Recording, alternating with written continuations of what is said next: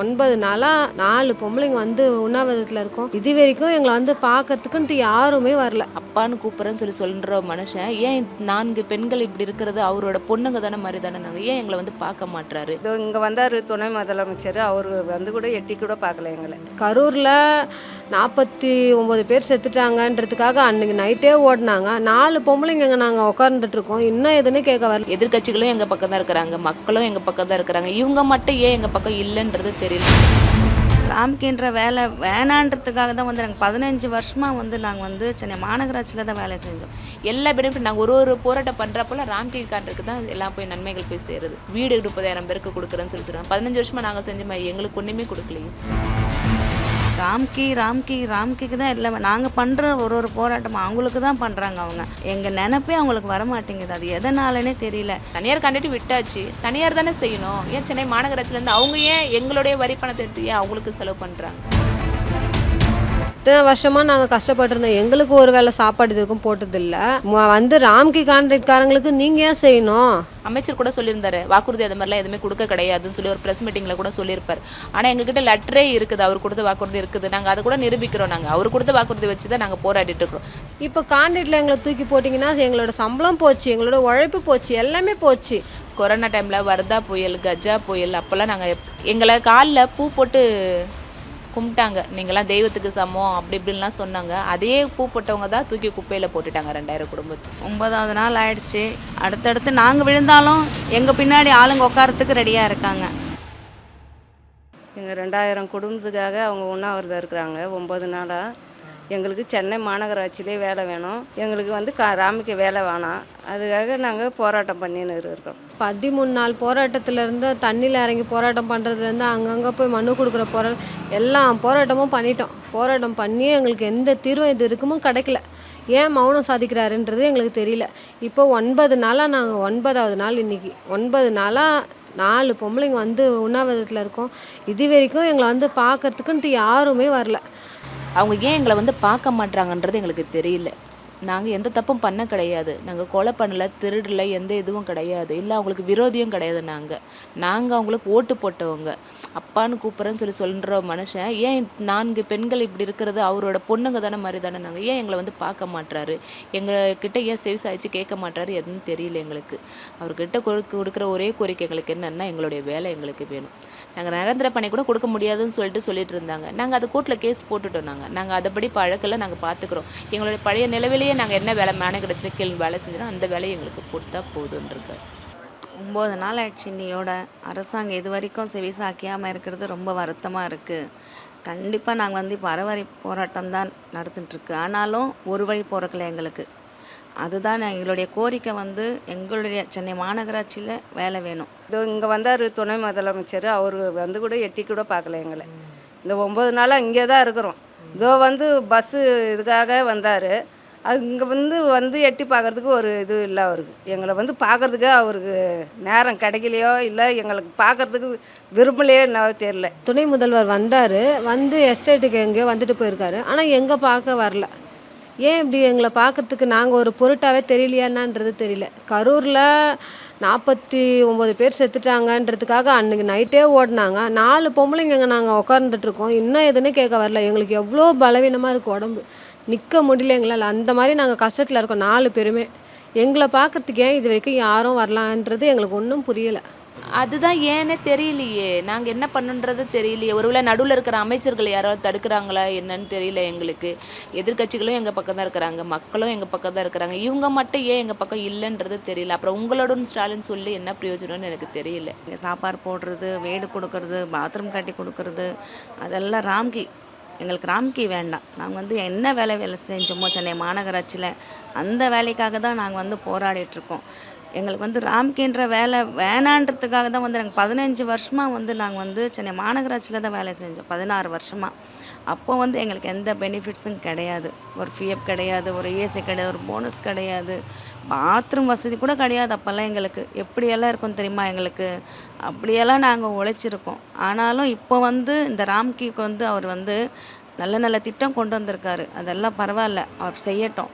ஆனால் எங்களுக்கு ஒரு வழி காட்டணும் அவர் முதலமைச்சர். எங்களை 9 நாளாக நாங்கள் வந்து பசி பட்டினமாக உட்காந்துருக்கோம். 4 பெண்கள் உட்காந்துருக்கோம். கொஞ்சம் கூட அவங்களுக்கு வந்து மனசு இறங்க மாட்டேங்குதுன்றது தான் வருத்தமாக இருக்குது. இப்படி வந்து வேலை செஞ்ச மாநகராட்சி தொழிலாளியாக எங்களை வேலைக்கு எடுங்க.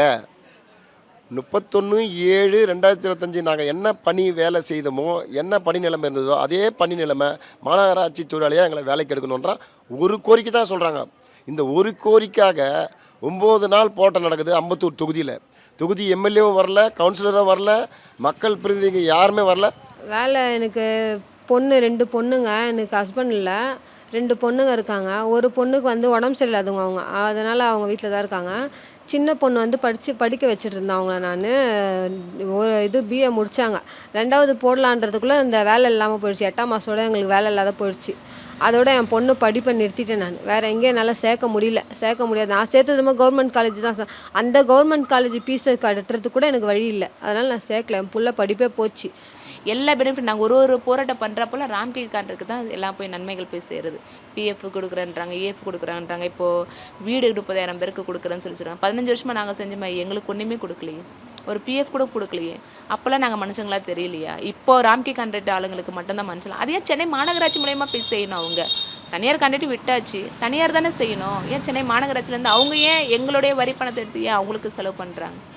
அதுதானே எங்களுக்கு கவலையாக இருக்குது. நாங்கள் பண்ணுற ஒவ்வொரு போராட்டமும் எதிர்க்கல இருக்கிற ராம்கிக்காரங்களுக்கு தான் நல்லது தெரியுது, எங்களுக்கு கிடைக்க மாட்டேங்குது அந்த நல்லது. நாங்கள் வேறு எங்களுக்கு பிஎஃப் கொடுங்க, இஎஸ்சி கொடுங்க, எங்களுக்கு இது பண்ணுங்க, அது பண்ணுங்க, நாங்கள் சாப்பாடு கொடுங்க, நான் எதுவுமே கேட்க கிடையாது.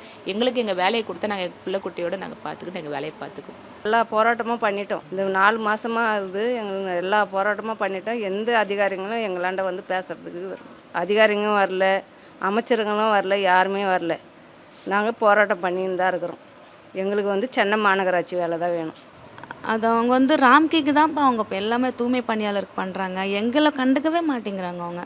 ராம்கிக்கு தான் எல்லாமே. நாங்கள் பண்ணுற ஒரு போராட்டமும் அவங்களுக்கு தான் பண்ணுறாங்க அவங்க. எங்கள் நினைப்பே அவங்களுக்கு வர மாட்டேங்குது. அது எதனாலனே தெரியல, யார் தடுக்கிறாங்கன்னே தெரியல. முதலமைச்சர் அவர் செய்யணும் பார்க்குறாங்களா இல்லையா, அவரை யாராவது தடுக்கிறாங்களா என்னன்னே தெரியல. 2021 நாங்கள் அதை செய்கிறேன்னு சொல்லிட்டு அவர் கொடுத்த வாக்குறுதி தான். அவர் கொடுத்த வாக்குறுதி தான் நாங்கள் கேட்குறோம். நாங்கள் எதுவும் கேட்கலையே. அவர் கொடுத்த வாக்குறுதி எதுவுமே அவர் செய்யலை. இதுதான் அவர் கொடுத்த வாக்குறுதி. அவர் கொடுத்த வாக்குறுதியில் என்னத்தை செய்கிறாரு? எதுவும் இது வரைக்கும் செய்யலை. எங்களுக்கு கொடுத்தது நாங்கள் ஒன்றும் கேட்கலையே. இப்போது பணி நிரந்தரம் கூட நாங்கள் கோர்ட்டில் அதை பார்த்துக்குறோம். எங்கே நாங்கள் செஞ்ச இந்த மாநகராட்சி வேலையை, அந்த வேலையை எங்களுக்கு கொடுங்க. சென்னை மாநகராட்சியில் செஞ்ச இந்த வேலையை எங்களுக்கு கொடுங்கன்னு தான் நாங்கள் கேட்குறோம்.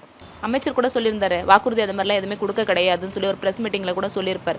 ஆனால் எங்ககிட்ட லெட்டரே இருக்குது, அவர் கொடுத்த வாக்குறுதி இருக்குது. நாங்கள் அதை கூட நிரூபிக்கிறோம். நாங்கள் அவர் கொடுத்த வாக்குறுதி வச்சு தான் நாங்கள் போராடிட்டு இருக்கிறோம். சரி, ஓகே, நீங்கள் கொடுத்தது நிரந்தர பணியாக வந்தோன்னே 6 மாதத்தில் நான் நிரந்தர பணியாக ஆக்குறேன்னு சொல்லி சொன்னார். ஆனால் நான் 4.5 வருஷம் ஆயிடுச்சு. இந்த ஆட்சியும் முடிய போகுது. ஆனால் எங்களுக்கு இன்னும் பதில் சொல்ல கிடையாது. ஆனால் இதுக்கு மேலே போராட்டம் எங்களுக்கு தொடரும். 9வது நாள் ஆயிடுச்சு. அடுத்தடுத்து நாங்கள் விழுந்தாலும் எங்கள் பின்னாடி ஆளுங்க உட்காரத்துக்கு ரெடியாக இருக்காங்க. இப்போ 9வது நாள் ஆயிடுச்சு. ஒருவேளை நாங்கள் விழுந்துட்டா முடியாமல் எங்களுக்கு அடுத்தது எங்கள் தோழர்கள் இருக்காங்க உட்காரத்துக்கு. ஏன்னா 2000 தூய்மை பணியாளர் இருக்காங்கல்ல, எங்களுக்கு அடுத்தது அவங்களும் உட்காருவாங்க. இது தொடர் போராட்டமாக தான் இருக்கும், எந்திருக்கிற மாதிரி இல்லை. எங்களுக்கு வந்து மாநகராட்சியில் செஞ்சோம்னா கூட எப்போவாச்சும் ஒரு நாள் நாங்கள் இத்தனை வருஷம் வேலை செஞ்சிட்டோம்ப்பா, எப்படியாச்சும் எங்களுக்கு பர்மனெண்ட் ஆகுன்ற நம்பிக்கையில் நாங்கள் இருந்தோம். இப்போ கான்ட்ராக்டில் எங்களை தூக்கி போட்டிங்கன்னா எங்களோட சம்பளம் போச்சு, எங்களோட உழைப்பு போச்சு, எல்லாமே போச்சு. அதில் வந்து இந்த வயசு அதிகமாகிட்ட 45 வயசு மேலேனா எடுத்துகிட்டு வாங்கலாம். நாங்கள் வந்து இந்த இதுலேயே எங்கள் வயசெல்லாம் போயிடுச்சு. இதுக்கப்புறம் நாங்கள் ஒரு 2-3 வருஷம் செஞ்சுட்டு எங்களை நிறுத்திட்டாங்கன்னா நாங்கள் என்னப்பா பண்ணுறது? அப்புறம் வந்து இந்த இது இல்லாத எங்கே அவங்க தூக்கி அடிக்கிறாங்களோ, எங்கே போடுறாங்களோ அங்கே ட்ரான்ஸ்ஃபர் போட்டாங்கன்னா அங்கெல்லாம் நாங்கள் போய் செய்யணுமா? நாங்கள் ஏன் அந்த மாதிரி போய் எவனோ ஒருத்தருக்காக நாங்கள் ஏன் அங்கெல்லாம் போய் கஷ்டப்படணும்? அறநிலையத்துறையில் இருக்கிற தொழிலாளி கூட 2500 பேரை பணி நிரந்தரம் சொல்கிறாங்க. நல்ல விஷயந்தான். ஆனால் தூய்மை பணியில் வேலை செய்கிற இந்த தொழிலாளிகளுடைய நிலைமை பெரியாரே சொல்லியிருக்கிறாரு. திராவிட நாட்டில் இருக்கிற நம்ம தூய்மை பணியாளர்களை வந்து அரசு ஊழியராக்கணும்னு சொல்லியிருக்காரு.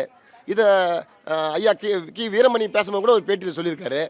அப்போது வெள்ளைக்காரன் காலத்திலே மாநகராட்சியை வந்து எக்காரணத்தை கொண்டும் இந்த தூய்மை பணிகளை வந்து பிரைவேட்டேஷன் ஆகக்கூடாதுன்னு சொல்லியிருக்காங்க.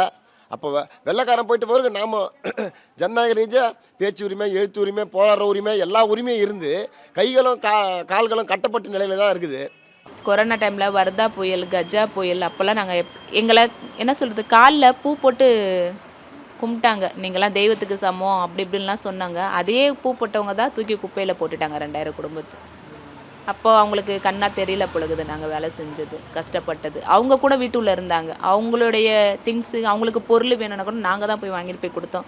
ஒருத்தவங்க இறந்துட்டாங்கடா கொரோனால, நாங்கள் போய் தான் அவங்களோட தூக்கணும். அவங்க சொந்தக்காரர் கூட பக்கத்தில் வர கிடையாது. அப்படியேப்பட்ட எங்களை ஏன் ஒதுக்கி இப்படி வச்சுருக்காங்கன்னு தெரியல. ஆனால் பதில் சொல்லணும். பதில் சொல்கிற வரைக்கும் நாங்கள் விடுறதா இல்லை.